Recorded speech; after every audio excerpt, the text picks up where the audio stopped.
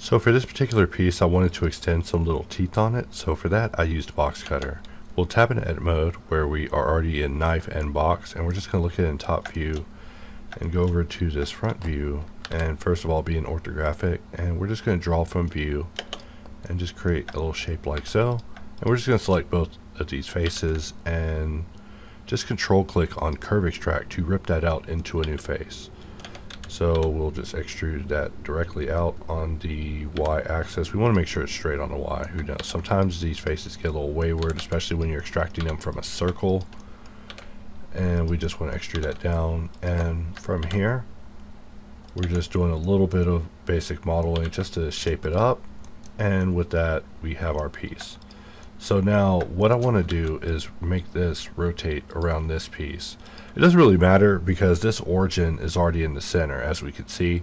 So if I do a regular radial array, it'll work out anyways. But to show how the new radial array that you're able to opt into under radial array, I'm able to choose to go now from classic to nodes v2, which is the version we're going to use.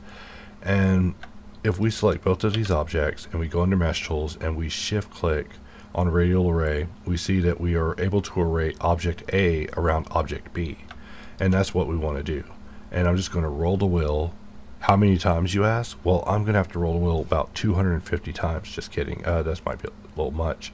We'll have to scale the object down for that. But you know, I think last time I rolled it to 120. I have to roll it to something a little smaller because the scale is just a little bit higher. So maybe 85 this time. But just like that, we are able to quickly radial array this object. So whenever it came to adding on the rest of it, it was just a matter of me pressing QOT and pressing spacebar, choosing cylinder, and then pressing 1, 2, 3 to go through the configurations for cylinder.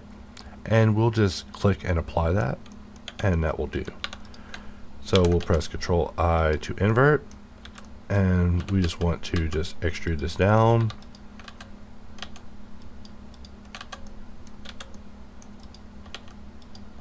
Maybe something like so.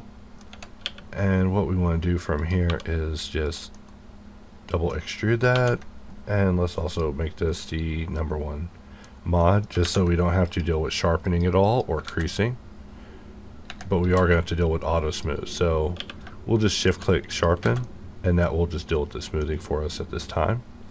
But now we see that, you know, we've quickly got in, took this piece off, radial array, got slightly distracted, sorry to say. I'm always distracted with modeling. I'll in this next section.